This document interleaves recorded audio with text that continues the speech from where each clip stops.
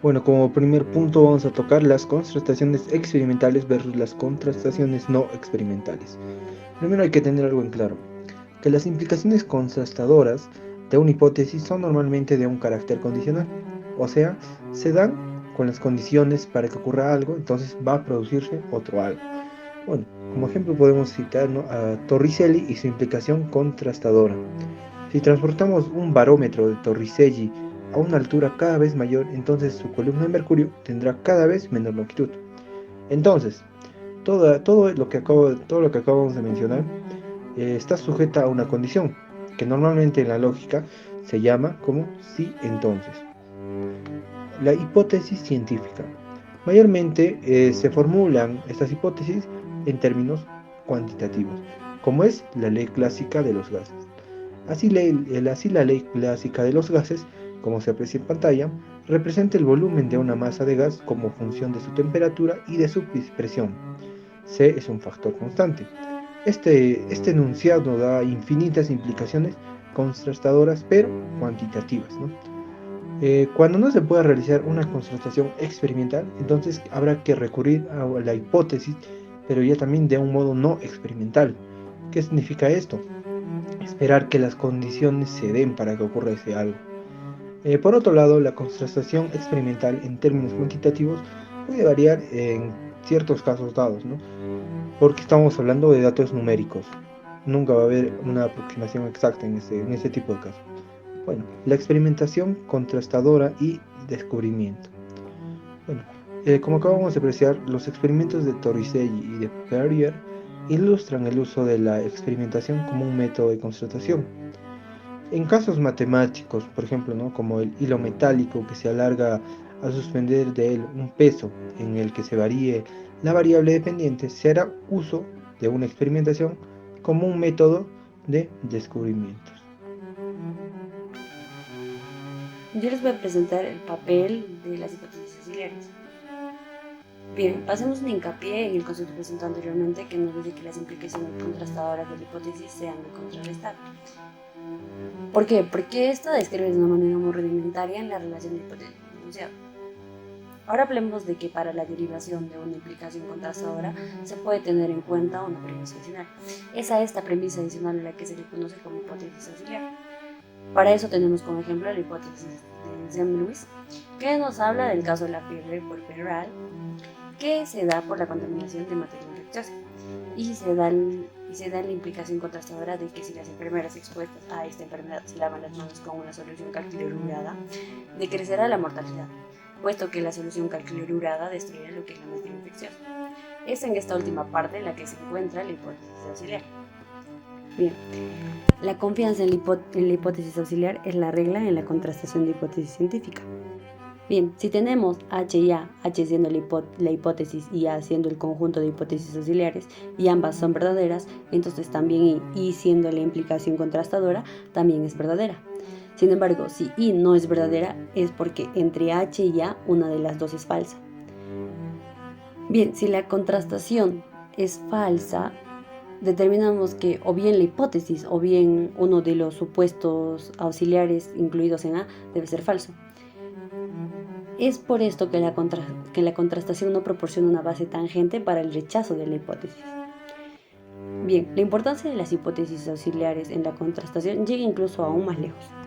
Ya bien, supongamos que se contrasta una hipótesis H poniéndola a prueba con una implicación contrastadora que nos dice que si C, entonces C. Esta deriva de H y del conjunto A de hipótesis auxiliares. Bien, la contrastación entonces se gira en torno a este último, de que si ocurre o no E. Esta si ocurre o no debe darse bajo las condiciones de C. Bien, entonces si no ocurre E, a pesar de que A y H son verdaderas, esto no quiere decir que haya un error en la hipótesis, puesto que esta ya ha sido sometida anteriormente a otras contrastaciones. Más bien se da lugar a que se busque una explicación del por qué la hipótesis no ha podido producir el resultado de si C, entonces C. Gracias. Contrastaciones cruciales. ¿Qué es una contrastación? Este es un procedimiento experimental de contrastar un enunciado o teoría científica para confirmar su validez. ¿Qué es crucial? Esto hace referencia a que es decisivo o determinante para el desarrollo o solución de algo. Como los colores tienen contrastes, los enunciados también. Supongamos que A y B son dos hipótesis rivales en un tema específico. Por ejemplo, Grupo A piensa distinto a Grupo B. Pero lo que nos dice la comunidad científica es que las hipótesis y las teorías científicas no pueden ser probadas de un modo concluyente por ningún conjunto de datos disponibles, por muy precisos y amplios que sean.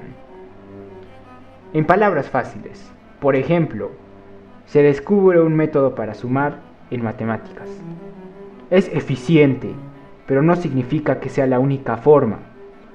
Pronto puede haber un mejor método, otro más brillante al anterior, y así sucesivamente. Nunca habrá un enunciado fijo para siempre, más bien se da uno nuevo, respondiendo a los problemas de la actualidad. Como decía Hempel, los experimentos cruciales son imposibles en la ciencia. Las hipótesis ad hoc son hipótesis adheridas a una serie de hipótesis e hipótesis auxiliares que buscan salvar la hipótesis principal de ser modificada o refutada frente a una contrastación negativamente relevante.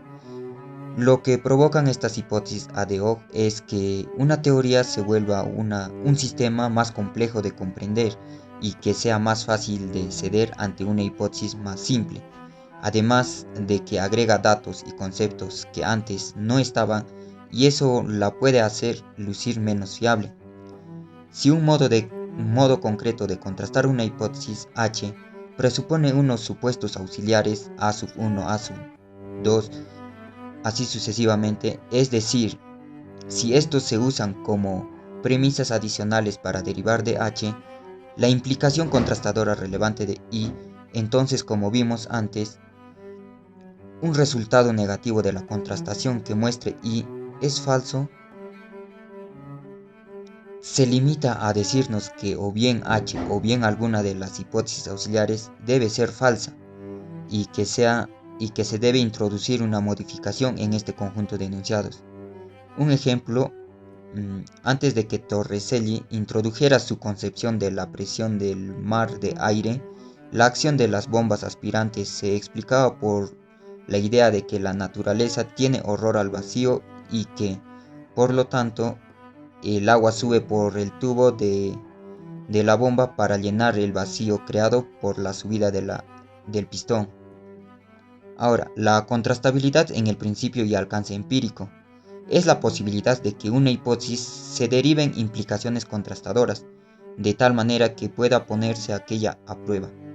Si no hay posibilidad de contrastar, no hay hipótesis. Una hipótesis, para ser científica, tiene que tener el alcance científico.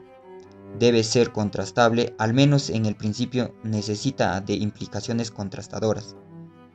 Ahora, el pseudohipótesis son la teoría que tenga hipótesis que no sustentan en observaciones ni relacionan los hechos con conceptos u objetos en concreto y explican esa relación. No pueden clasificarse como teorías al fin.